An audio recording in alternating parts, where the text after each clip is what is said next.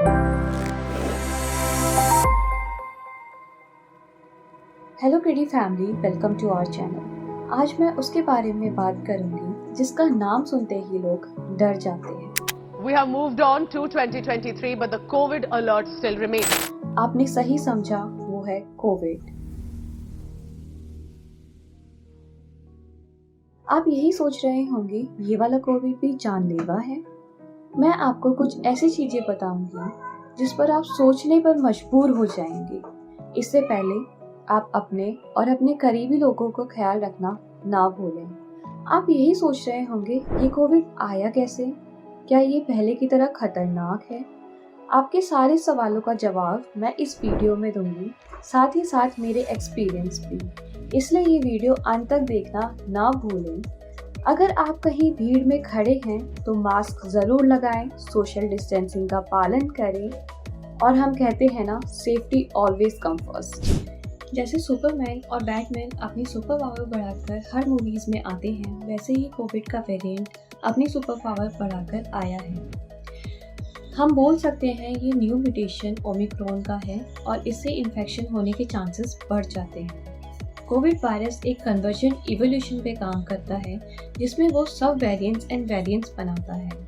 हालांकि हम बोल सकते हैं ये सब वेरिएंट ओमिक्रॉन का एक शैतान बच्चा है जिसने पूरी दुनिया पे तबाही मचाई हुई है।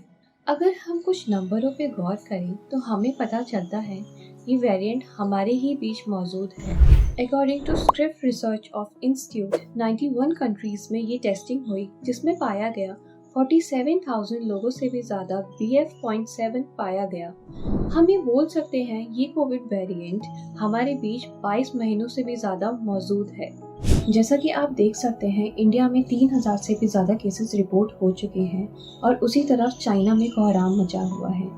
आप यही सोच रहे होंगे, जब ये वेरिएंट हमारे बीच मौजूद था तो गवर्नमेंट और डॉक्टर्स ने इस पर चर्चा क्यों नहीं की? हो सकता है कि ये जानलेवा ना हो तो इसकी जरूरत नहीं पड़ी, कि जब ये जानलेवा है ही नहीं तो ये इतना इन्फेक्ट कर क्यों रहा है? इसका कारण ये भी हो सकता है चाइना की वैक्सीन लो कवरेज की थी और नो कोविड पॉलिसी की वजह से ये इतना फैला। बट हम ये नहीं बोल सकते कि हमारी वैक्सीन ज़्यादा ताकतवर है। जैसा कि हमने देखा है, इन सालों में किसी न किसी ने अपनों को खोया है। उनके फ़ोन नंबर तो हमारे फ़ोन में है बट उनको कॉल नहीं लगती है।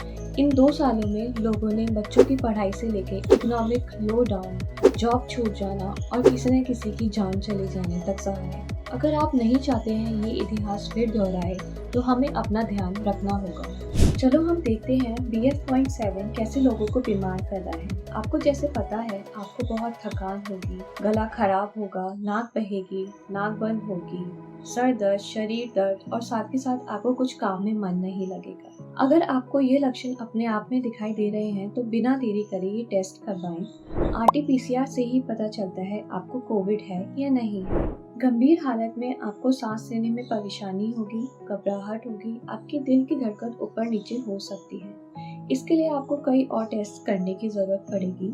अगर आपके लक्षण हल्के हैं तो आपको अपने टेस्ट में पैसे गंवाने की जरूरत नहीं है। चलो अब चलते हैं होम रेमेडीज पे।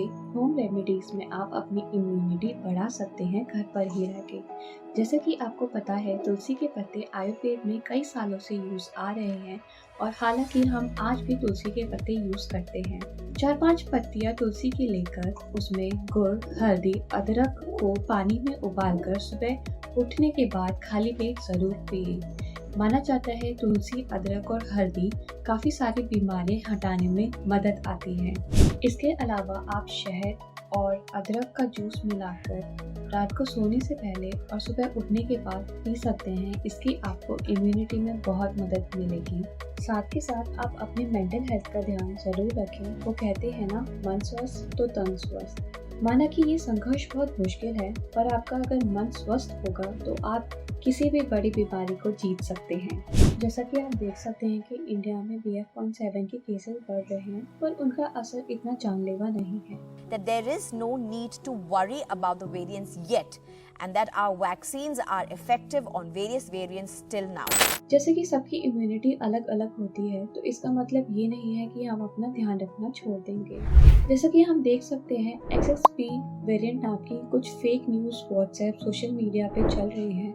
अगर आपको ऐसी न्यूज़ मिली है तो आप इसको बिल्कुल मत देखिए, क्योंकि वो बिल्कुल फेक न्यूज़ है एज पर इंडियन गवर्नमेंट। अगर आप सोच रहे हैं कि घर पे बैठ के हम एक्सरसाइज कैसे करें, तो इसका इलाज भी मेरे पास है।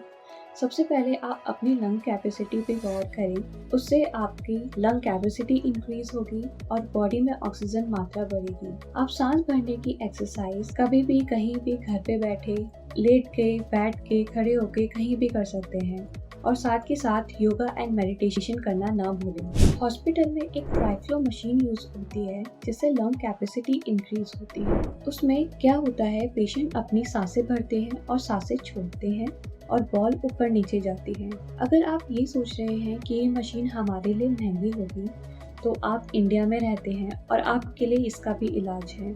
आप एक बैलून को हर मेंबर को एक ब्रेकफास्ट में दे सकते हैं।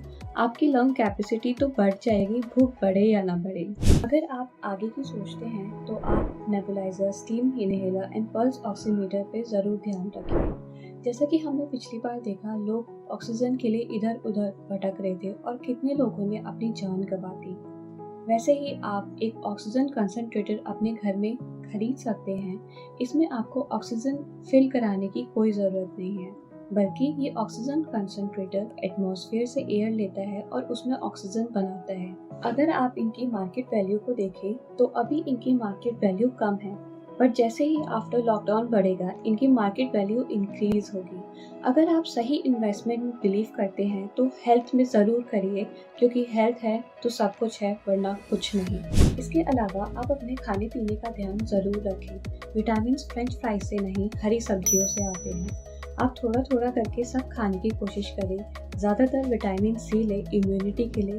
प्रोटीन, हेल्दी फैट्स लेना मत भूलें। माना कि हमारे देश में खाने पीने की कोई कमी नहीं है, बट इसकी वजह से आप अपने और चीज़ों के लिए भी प्रॉब्लम्स मत करें। पिछले साल पाया गया कि लोगों के खान पान की वजह से और एक्सरसाइज कम होने की वजह से लोगों को heart disease and heart attack की प्रॉब्लम्स बढ़ गई। इसी वजह से अगर आप नहीं चाहते कि ये लॉकडाउन दोबारा आए, तो हमें कुछ चीज़ों का अभी से पालन करना पड़ेगा। सबसे पहले कोविड वैक्सीन लगवाएं, गवर्नमेंट नियमों का पालन करें। अगर आपके घर में कोई बीमार है तो मास्क जरूर लगवाएं और कफिंग एटिकेट्स को ना भूलें। अगर आपको लगता है कि आप अपने खिड़की दरवाजे बंद कर लेंगे और वायरस नहीं आएगा, तो आप यहाँ गलत हैं, क्योंकि वायरस आपके साथ भी मौजूद हो सकता है। खिड़की दरवाजे बंद करने की वजह से आपकी एयर अंदर ही घूमती रहेगी और आपको और परेशान करेगी। इसलिए हमेशा वेंटिलेशन पे गौर करें और यही सही तरीके हैं जो आप अपनी बीमारियों से बच सकते हैं। और हाँ, ऑफिस वालों को क्या बताना, उनको तो पता है वर्क फ्रॉम होम के मजे कैसे लेने हैं। पिछली वीक हेल्थ केयर प्रोवाइडर के लिए एक श्राप बन के आई थी। किसी न किसी को घर से बाहर निकाल दिया जाता था, पर फिर भी उस मुश्किल में उन्होंने अपनी उम्मीद और अपना काम नहीं छोड़ा। हॉस्पिटल जाना सबकी एक मजबूरी है, बट डॉक्टर और नर्सेस के नज़रिए से समझिए वो लोग क्या सहते होंगे। फिर भी इतने काम के बाद भी वो अपने पेशेंट का बर्थडे नहीं भूलते थे। जैसा कि हम देख सकते हैं कि बच्चों को बहुत परेशानी हुई। कैसा लगता होगा उस बच्चे को जब उसको कोविड वार्ड में उसके पेरेंट्स से ही अलग कर दिया जाता था। अपने बच्चों की सुरक्षा, माँ बाप का ध्यान और लॉकडाउन न फिर से आने की नौबत का ध्यान रखना होगा। बोलते हैं ना, डर के आगे जीत है। बस इसी डर के साथ हमें अपना ख्याल रखना है ताकि हम हर जंग जीत सकें। अगर आपको BF.7 की कोई भी जानकारी चाहिए तो आप दिए गए लिंक में जाकर डायरेक्टली ब्लॉग पढ़ सकते हैं। और अगर आपको कोई भी डॉक्टर के अपॉइंटमेंट चाहिए तो आप टेली हेल्थ में जाकर डॉक्टर अपॉइंटमेंट बुक कर सकते हैं। Thank you. Be safe.